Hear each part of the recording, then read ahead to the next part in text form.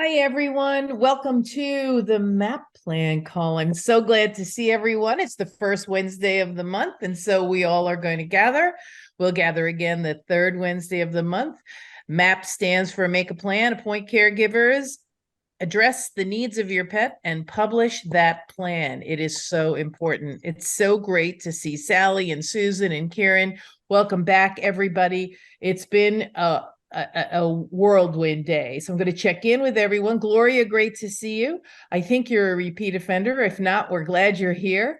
Tonight, we're going to talk about those exotic pets. And I know no one here really has exotic pets. However, it really is important to make sure that you have a plan for your exotic pets. I had a person write me today about horses and what to do with, she has therapy horses, and I was just connected with her, and I said, you really need to make a plan for the long-term care of your wonderful therapy horses who are helping so many people.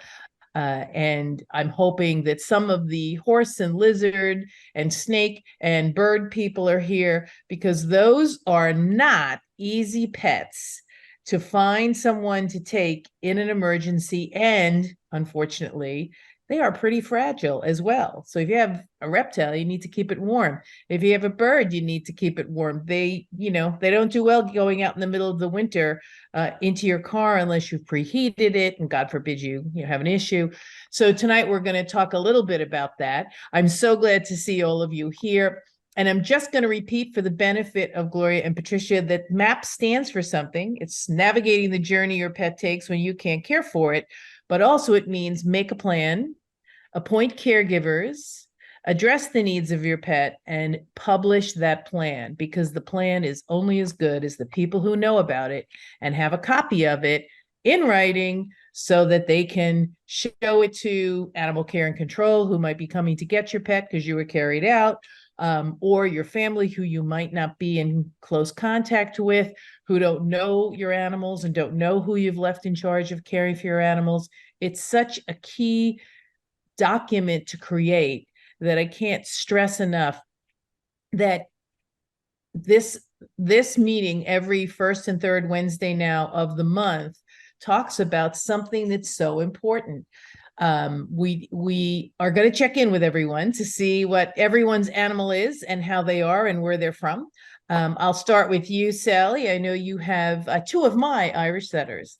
I have two of your Irish setters, and it's very interesting. I was with our vet, and she said to me last time I was there, do you happen to know someone who could care for five Bernese mountain dogs, three parrots, two snakes, and a cat? She goes, the woman has no contacts. She has very little means. Do you know anyone who come live at her house in the Hudson Valley? I said, I'll think about it, but she didn't have a plan.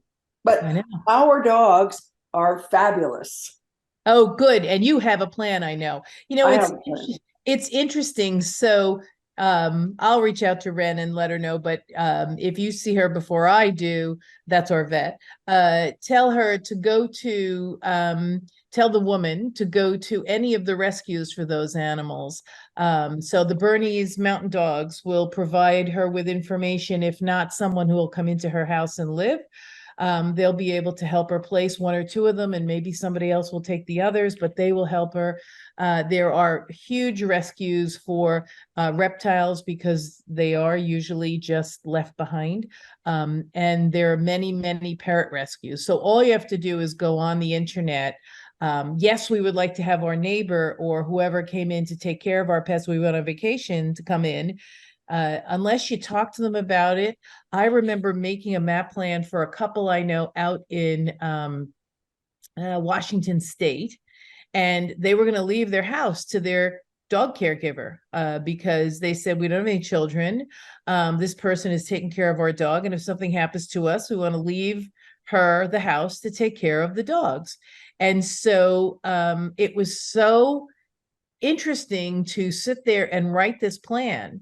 And so that dog passed away. They've got another dog. The plan is still in place. And she has, you know, 2 caregivers now who will rotate through the house. It's an amazing thing to plan for, but you have to plan for it. You have to write it down, because otherwise, and please, we'll get to it after I meet everyone. You need to make sure it's not just in your will. Because the only thing that's wrong with it being in your will is that you need to die. And if you don't die, whatever plans you put in your will do not come to fruition.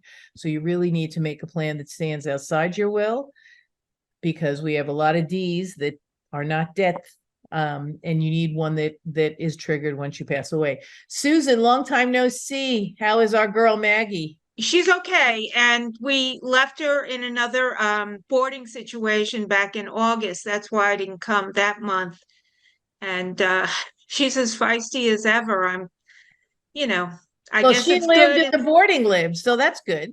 Yeah, she's getting more exposure. And the vet came out and said, she yelled at me because I didn't give her trazodone before bringing her in.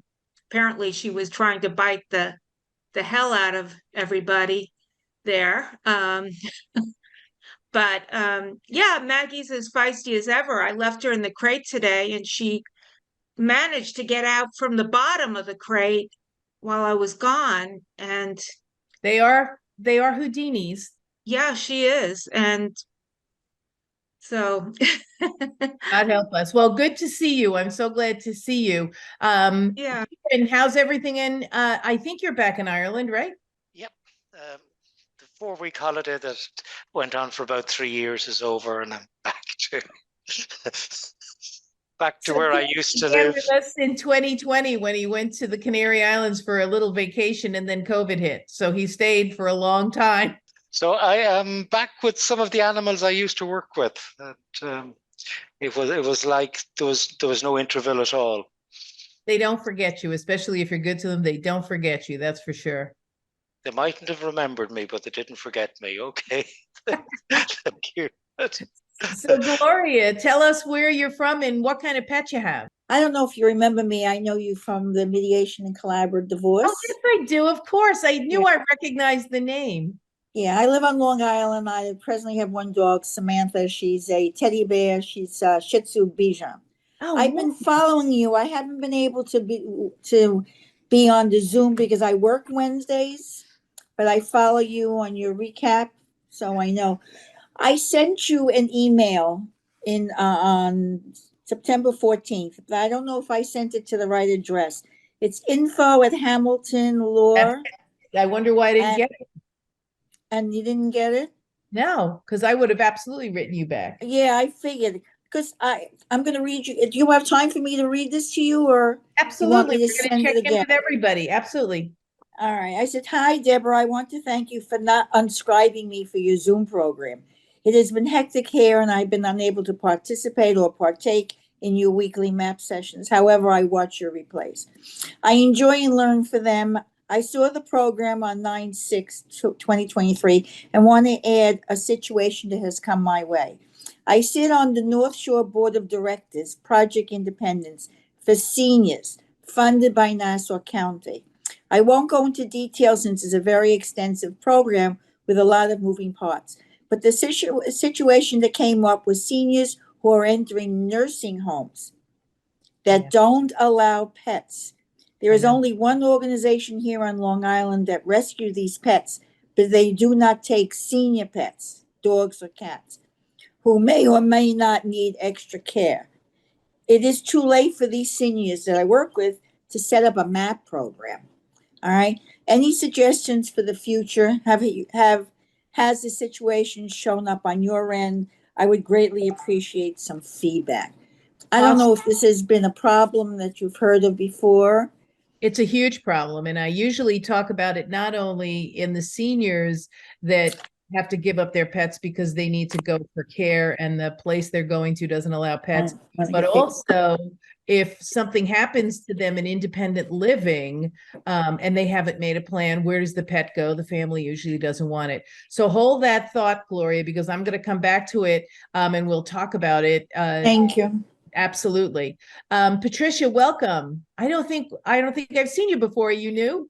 Hi there. Hi there. I heard you talk. There was a DeRote program. I think it was many, many months ago, a bigger picture thing about a whole lot of things, which was overwhelming. But the only thing that I thought I could actually do is what you talked about, which I've been giving this a lot of thought.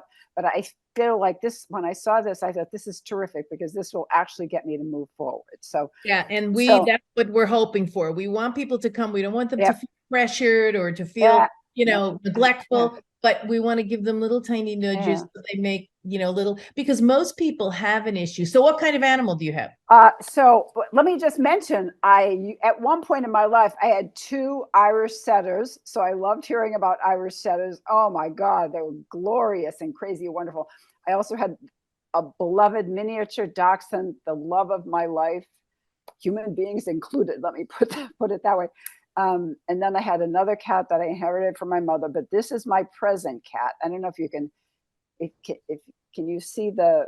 Yes. Oh, it's he or she beautiful. It's a he. His name is Harry P, for Harry Potter, because he's got like a little white flash on his forehead. Oh, I love him. And he's not especially cuddly, which I would like, but he's sort of warming up anyway. So, so he's the person. And I've already given some thought as to, you talked about, like, you don't want to have just one person or 2 people. You want to have multiple people. And I've already picked out the person who would sort of be the overseer of this and funds and everything. So I've given some thoughts. So I'm so excited to be here, and I'm so glad to hear about everybody else here and all their other wonderful. Because it absolutely is everybody's biggest worry and most important thing to do and scariest thing to do, because nobody ever wants to write a will. Forget about it. If I can get them to maybe write a will for themselves, because it'll then take care of their pets, and then put in a pet trust story. Right. Yeah, exactly. It really is important.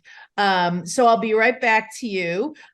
Gloria, did you tell us what your teddy bear's name is? If you did, I missed it. Samantha. Okay. She's she's 12. 12. Well, she's a youngster. Yeah. Oh, and little dog, she's a youngster. So Jan, I'm so glad you made it. I thought you wouldn't be able to. I'm so glad. How's Tonka? He's fine. He's as neurotic as ever. But he's good. They're never any worse. My neighbor came over just before I came on the air, and she just got an 18-month-old, which now probably is 24 months old, golden retriever, a cream golden retriever, and she's in her late 80s and her husband's in her 90s. They no more should have gotten an 18-month-old golden retriever puppy than jump off a bridge, because she's going to kill them. And she was lamenting, and I'm always the lemonade person. She was lamenting how she's eating everything in her house, the carpets, her bras, her underwear, her shoes. And I said, yes, but she's not swallowing it, because then that would be a trip to the vet. So it's okay if she chews them, just pray she doesn't swallow them, because then foreign bodies are one of the most expensive things with puppies that you have to deal with. So I said, just look at it this way. You don't have that. So I'm glad to see that Tonk is his same naughty self, and, things have to remain the same. Stephanie, how are you? It's Yoda, right? Yes, it is. So how's Yoda doing? Good. And you're doing good? Mm-hmm. Okay, perfect. Well, I'm so glad you're here. I'm so glad everybody's here. So for the next few minutes, I'm just going to cover a little bit about why, if you have an exotic pet, you need to really sit down and make the plans for your pets, because these are not easy animals for animal care and control to take care of. So if you have a dog or a cat, they're going to throw it in the back cage. Weather permitting, it doesn't matter. They'll take it down to the, town and whatever. But they usually aren't set up to care for fragile birds, fragile reptiles, and horses are a little small to get in those little cages on the back of the truck. So some of them can live for a few days on their own, and be okay. However, you really do need to make sure that you put something together. If you ride with somebody or somebody comes to your house to ride with you, make sure that they know exactly what you want done with your horses, and give someone the opportunity to inform someone what you want to have done with your animals, because otherwise they're not going to be cared for the way you want. Animal care and control will not necessarily take the animals out. They will, if it's going to be an empty house, they're required to, because that could be seen as animal abuse. So you really want to make sure that you have something out on your refrigerator. You know, I'm a refrigerator nut. And it could be on your refrigerator, or it could be on your back door, or it could just be something that says, you know, the people who are going to care for the pets are in the bright yellow file next to the refrigerator or next to the phone or wherever the heck it is. It has to be easily accessible. And in it, you just need to say, okay, so if anything happens to me, my neighbor, Deborah Hamilton, this is her number. She's able to take care of my pets until somebody comes, leave them in the house.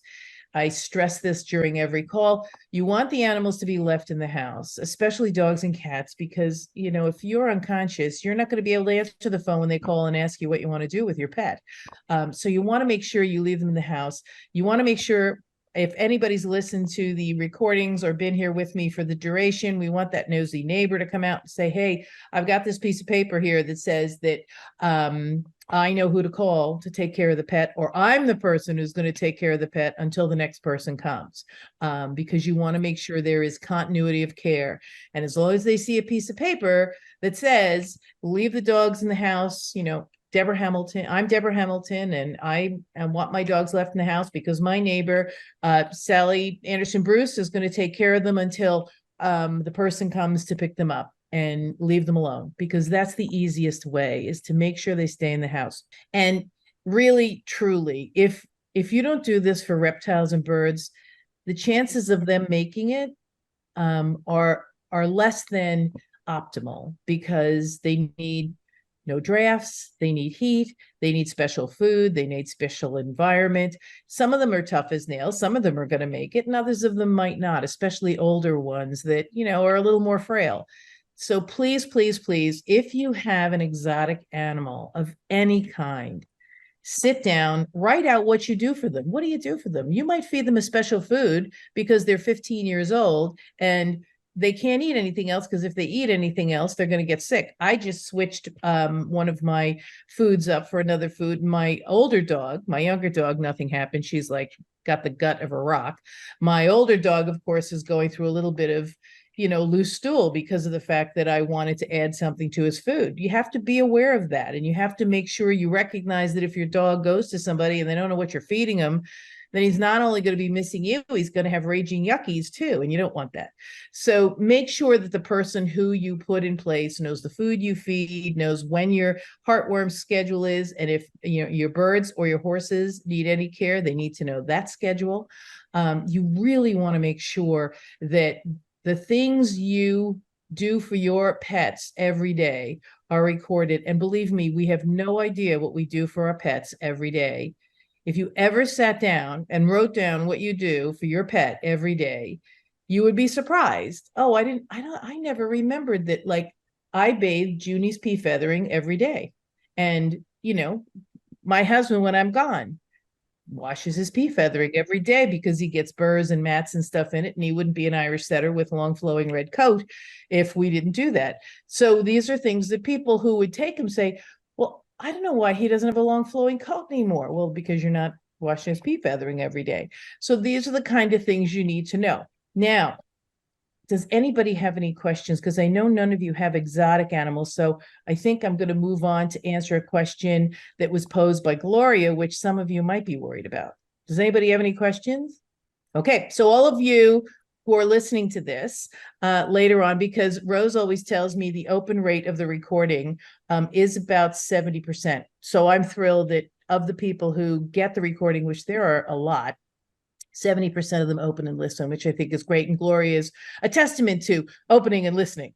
But Gloria, your question is really an important one, because all the human animal bond studies show that older people who retain their pets or keep pets. So if you have a pet and you're going to a nursing home,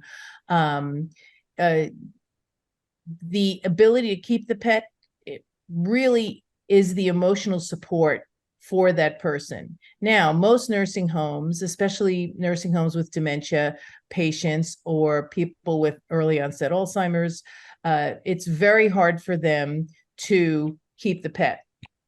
And as you said, most of these people haven't made a plan before they have to go, because sometimes the illness comes on quickly, or the family left the pet with them as long as they could. And now, for lack of a better word, oh shit, what are we going to do with the dog? None of us can take it. Or what are we going to do with the cat? None of us can take it. We have to find a home for it. And I know North Shore has a program where you can, I think, pay. When I last checked it, it was $5,000, and they would hold your dog or cat at North Shore, and either find it a new home or keep it for the rest of its life. They wouldn't like put it to sleep.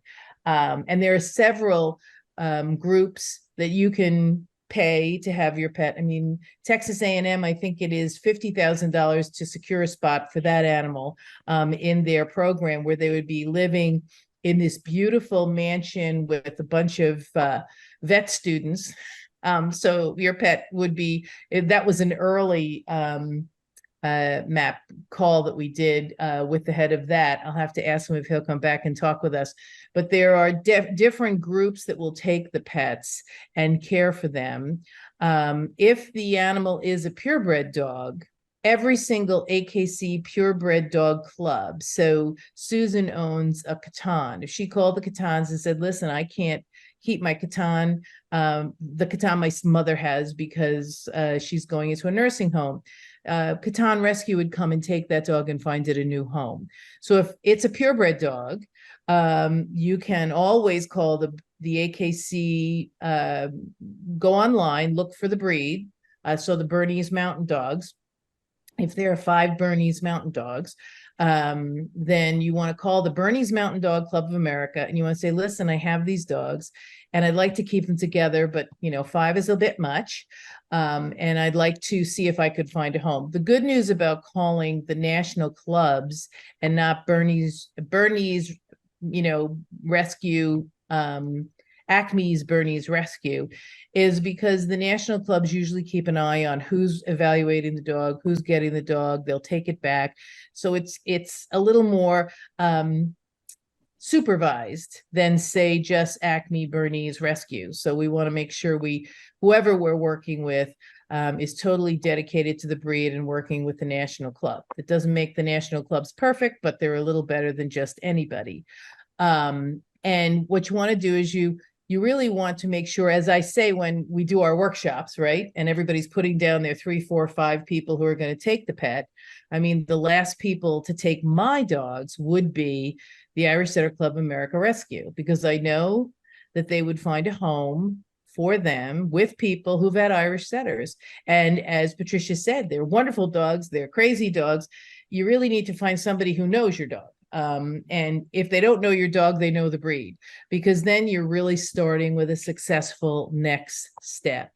I always feel that if you can find someone the dog knows that you can transition the dog to, all the better. That always comes a little bit of a sticky wicket if, say, you co-own the dog with a breeder.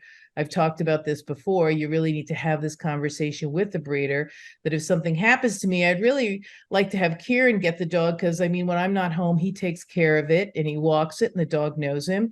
And the breeder might say, well, I want to meet Kieran and I want to get into a relationship with him, so that if he can't keep the dog, if something happens to you, that he knows he has to give it back to me. And that makes really good sense, because your dog has now an heir and a spare.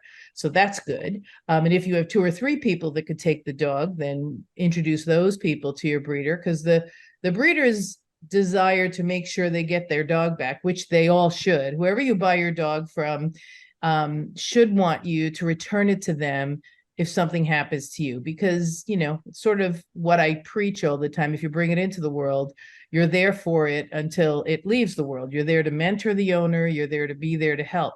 And sometimes that gets to be a little crazy when they're co-owners, and they can get a little twist in their pants if you try to make a plan without including them. So I never make a plan without including them, but I always make sure that they understand that if there's someone who the dog knows, it makes so much better sense to leave it with Kieran, who the dog has known for the last 10 years, than to go back to the breeder that maybe the dog hasn't seen ever since they left.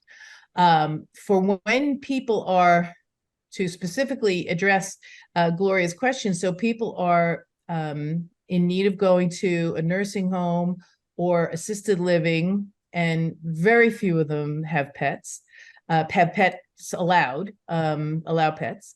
And so for me, if the family can, which of course they're in the middle of this transition with their parent, which their parent may or may not want to do, and the pet is right there and they're busy worried about their parent, the pet's sort of, I'd like to care about the pet, but I'm in overwhelm. I mean, a lot of us on this call may be of an age where our parents are in need of assistance from us, and we're overwhelmed because our kids need assistance from us too. Our parents need assistance, or being pulled left and right. The best thing to do is, before your parents get there, I know 2020 hindsight's perfect. Before your parents get there, make sure you help them make a plan. So the first plan might be the pet comes to you, and talk to them about the fact that if you couldn't take it, who else would they like to take the pet? Because if I had one person, I had 50 people tell me, I really don't want my mother's dog, but if I tell her I don't want her dog, she will write me out of the will.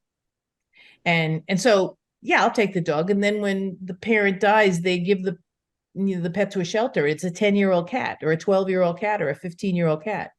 So what I always suggest is sit down with your parents who have pets who are really in good shape. You know, the pets are in good shape. The pets are keeping your parents in good shape. Everything's hunky-dory. And say, listen, if something happened to you, where would you want the pet to go? Well, I'd like it to go to you, Gloria, because you're going to take on all of our pets. And Gloria's like, I am up to here with every pet I ever want to have.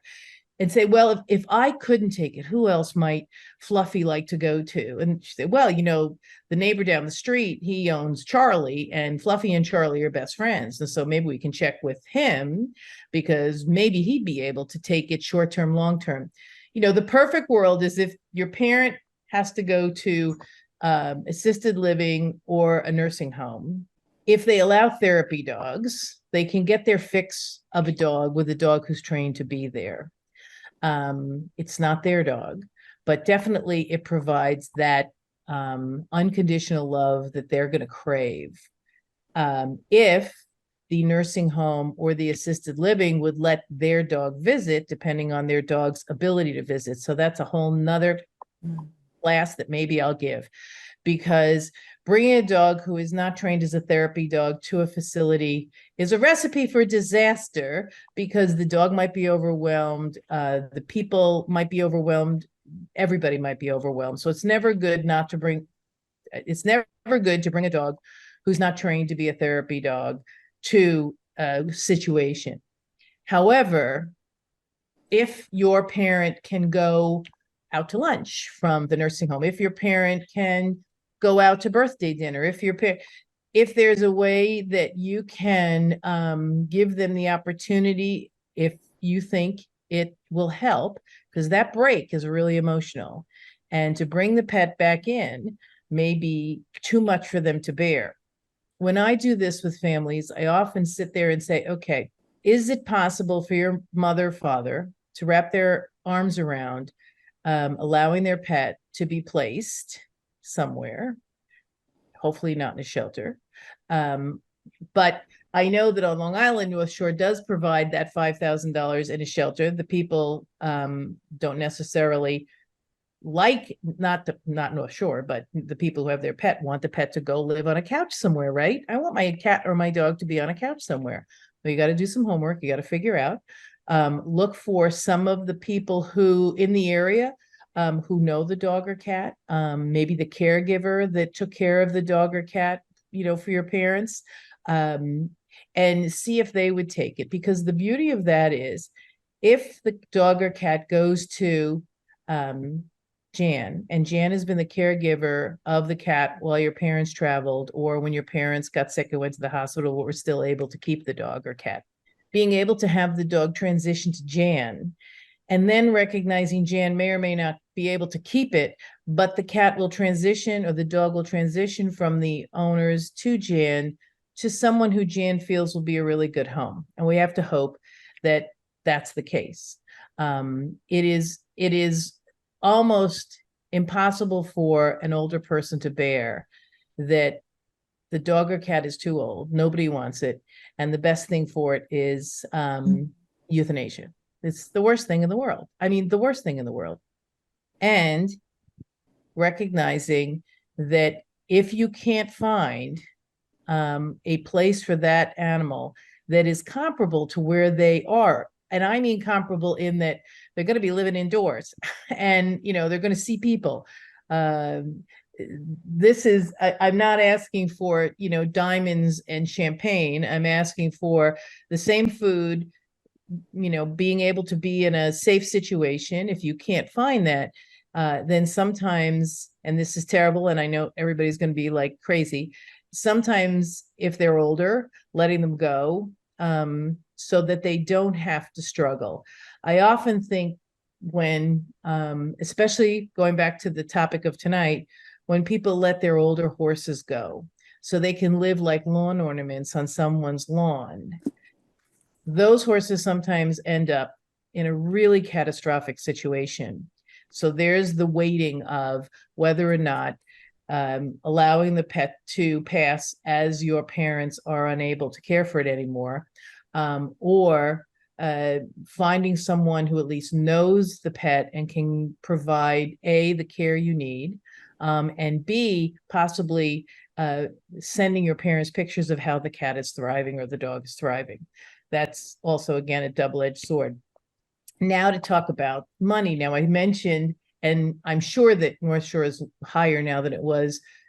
I think this was before COVID that I went to 2 or 3 programs and spoke on how to do the MAAP plan. It was $5,000. It's probably up to $10,000, I would think, now for a pet. I don't know, Gloria, do you know?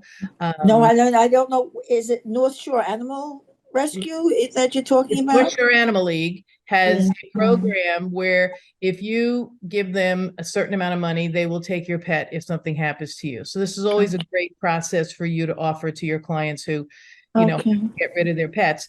And they keep them in really, nice situations. The cats are in a cattery.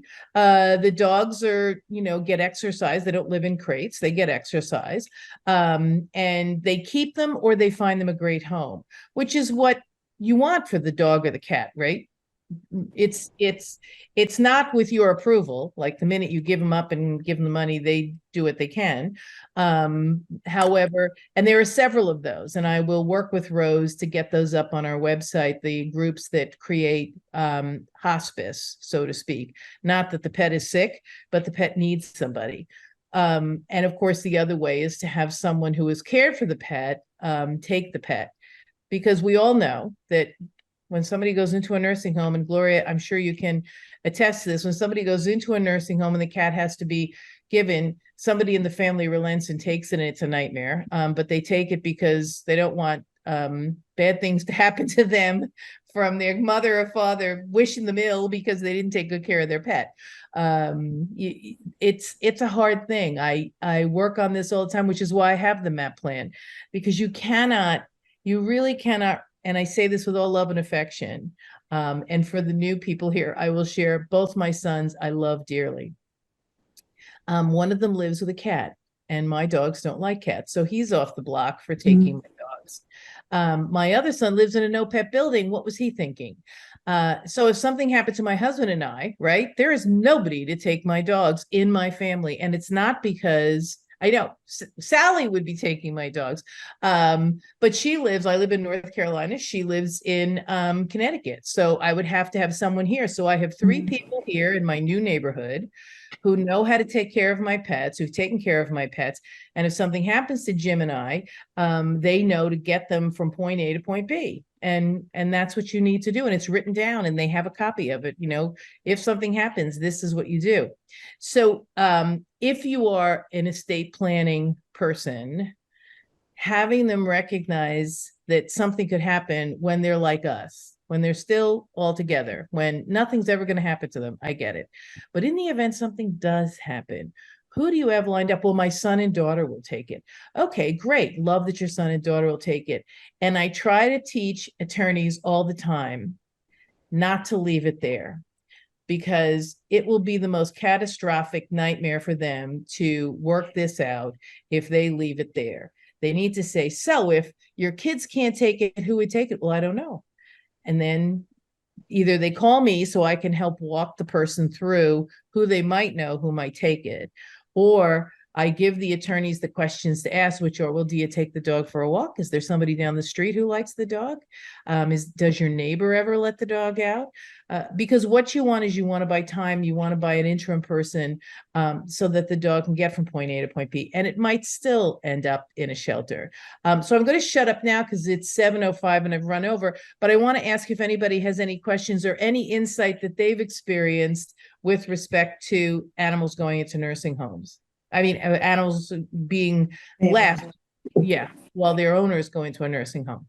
I would say it's quite unusual to find a nursing home that will allow the residents to get back in touch with their pets. And if you look at it from the point of view of the nursing home, they're always scared of infection, and even a visiting dog could bring it in. Now, that said, I've seen it in Ireland. There is a sort of a trend moving that way, because you have to balance the mental health out and so on. So it's a tough one. It's a tough one, and it's case by case. But just to run back very quickly, Debbie, when you're mentioning the exotic animals, and this is maybe to repeat a conversation we've had quite frequently over the years, where if you're going to leave your dog to somebody, make sure that they're not meeting each other as strangers for the first time, because that just leaves way too much work and too much to chance. But just as you were saying it with exotic animals, and I was guilty of this many years ago when I was supposed to be looking after someone's goldfish, and I thought they said, oh, just give a spoon of, or one helping of the food every day. And I was contaminating the tank with about 20 or 30 times more feed than they should have been getting. So with exotic animals, I think if the MAAP plan is going to work, you dare not give your exotic animal to somebody who hasn't worked with them with you. Just simple things like the feeding and so on. When you're handing over a dog, well, any pet store will have the food, but that's not the same for goldfish or any other animal. And the same with vets. There's probably only 5 or 10% of vets that would specialize in exotic creatures. So you'd need to know where you're going straight away. But that's my tuppence worth for tonight, Debbie. I love it. I love it. Yeah, because when you do the MAAP plan, you do spell out a pinch, right? Yeah. But a pinch is what? I mean, my pinch might be a teaspoonful, and your pinch may be a tablespoonful, and that's when you contaminate things. You really, if you're going to sign somebody up in your neighborhood to take care of your pet, I will share for Gloria and Patricia, and you've probably heard of Gloria, but when COVID hit and I had nobody who I know in my neighborhood, I walked around and did 3x5 cards and said, listen, if something happens to you and you can't care for your pet, I know you have a beautiful golden retriever, let me know. I'm happy to come by and feed it and let it out and help. And they all came to my house and said, really? And I said, yeah, because, I have dogs and I know how I would feel if something happened to me. I wouldn't want my dogs taken by animal care and control. And they all took my name and number and gave me their name and number so that if something happened to me, they take care of Junie. It's a quid pro quo kind of thing. If you want someone to care for your pet, and I know I have a friend out in La Jolla who lives in a independent living facility with older people, and they all have dogs. And so I gave a program for her out there. And the one gentleman, probably 90 years old, said, yeah, but I don't want to take care of their dog if something happens to them. And I said, I get it. I said, however, the likelihood of that happening is pretty slim. I said, but if your dog, you go to the dog park and he plays with Charlie all the time, and Charlie's owner is 30 years old, you might say, hey, listen, Bugsy and Charlie really get along well. If something happens to me, can you hold him until my son comes, my daughter comes, or until, Boston Terrier Rescue comes to get him? I mean, it's that thing. And often, because you don't ask, you don't know. And we all know, just ask. All they can say is, oh, absolutely not. I would never take that dog. But most of the time they'd say, like the people with the 3x5 cards, wow, I never thought of this. Yeah, let me help you. Because, things can happen. Anybody else have any feedback or help for Gloria in the nursing home situation, Jan? I can't, I mean, I go into nursing homes like 3 times a week, every week, for other things I do. And I'm trying to think of anything else. I mean, I do know somebody who ended up having, went into a nursing home. Her dog walker ended up finding her, I guess it was her grandparents took the dog or something. Yeah, but you got to ask. And so, but I can't think of anything like any recommendations. It's a hard call because I think it's just a sticky situation. Nobody wants to be without their pet. I know. It's so hard. It's so emotional. First of all, you're leaving your home and then you're leaving your pet. I mean, I can't even think about that because I would probably just not want to do that. The other piece that I will share with you is that I gave programs at Atria and at a bunch of the independent living facilities in New York while I was there, because they allow 20-pound dogs. And I said to them, well, do you have a person to call in the event that something happens? And they go, oh yeah, they put it on the slip when they sign up and they come. Some of them are there 10 years, right? They said, did you check if that person is still available, still alive, still can come and get the dog? No. I said, well, that's what we need to do. We need to make sure that every year when we're redoing all of our paperwork, we call the person on the little form and say, hi, Deborah, your mother's in the Atria, and we see that you are the caregiver for Fluffy if in fact something happens to your mother. Is that still true? And you might say, yes, it is. Or you might say, yes, it is. Oh shit, I have to find somebody to get because I'm not going to take them. Because as has happened in so many instances, you make this plan, you put it all down, you find all the wonderful caregivers, and then you leave it for 2, 3, 4 years. And then I moved to a no-pit building that takes only 20, or a building that only takes 20-pound dogs, and you have an Irish setter. We really need to make sure that when we make these plans, we check it every year. It's nice to call Sally and Susan and Jan and say, hey, just want to know if you can take my Irish setters if something, happens to me. And they'll go, oh yeah. Or they'll go, oh shit, I didn't even remember I told you I would do that. No, I can't take them anymore. So it's not a one and done. Unfortunately, it's a long-term thing. And if in fact your parents or yourself make a plan and something occurs that makes it impossible for you to keep a dog or impossible for them to keep a dog, if you have this plan in place, then the family is really in a better place. So yes, things happen and you're like, oh shit, all the time, because nobody ever plans for the pets because they just don't. I mean, as I said, my neighbors have an 18-month-old golden retriever next door. You know who's getting that dog if something happens to them?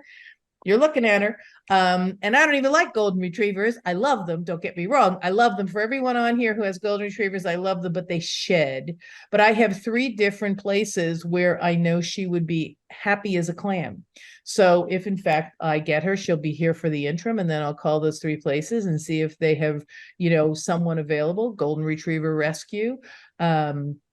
Different people who I know have golden retrievers and get calls all the time for older golden retrievers. So, you just have to plug yourself in. So I hope we answered your question, Gloria, to some degree. I know it's like the worst question because nobody ever plans. You're right. But at least I have a direction. Thank you. No Thank worries. you. And I apologize for not getting your email. I'm going to go look for it now. What's your email so I can look for it? Is it CIOLLI? Yeah, GRCIOLLI@AOL.com. Okay, so I will go look at it. My apologies. It might have gone. That's fine. Sometimes my infos go into my junk mail, and I apologize. So Yeah. until next time, everyone. Kieran, Thank you. and I will be in Ireland, by the way, in 24. So I hope to see you. Oh, wow. I'm going to be going to cooking school, and if anyone knows me here, yes, I know, Sally, you're laughing. I don't cook at all, not at all. but I have a girlfriend who loves to cook and she loves me traveling with her. So we're going to another cooking school. I went to one in Italy. It was a lot of fun. And I can tell you that the chef loved me because I had no preconceived ideas about anything. So I wasn't telling him what to do. And she was. So he loved me. He thought I was great. She was getting a little annoyed with her. So I'm going to cooking school. So I'll see you, Kieran, in Is- Ireland. I'll be landing in Dublin. I don't know how far you are from there. Very nice. Is that And Balahadreen you're enjoy. going to? What's the cooking school? Is it It's down in down on Cork? the coast. It's down on the coast in Wickford. I'll get you the Wickford. information. I don't have it with me, or I would tell you. It's not on the desk. I'll write you. Sally, say goodbye to Roxy and Athena. Susan, kiss Maggie for me, even though she's naughty. Jan, I love my girl, Tonka. She's the best. Gloria, say bye to Samantha. Yeah, I'll show it to her. I'll show you the guy, Okay. what she looks Oh, like. let me see. So Patricia, I've already, because I'm an idiot, forgotten your pet's name and I apologize. Harry P is Harry Potter. How could I forget Right. that? It's right here. Harry P. And Stephanie, give my kisses to Yoda. So Gloria, are you going to show us or he's not there? Oh, no, she's sleeping. Oh, don't wake her up. We never Oh, wake. I'm not gonna wake her up. Yeah, Next we never time. wake sleeping Next dogs. time. That's right. So we'll see you the third week, the third First, Wednesday. third. And until then, kiss everybody for me. And thank you so much for being part of the MAAP plan and the MAAP community. Take care.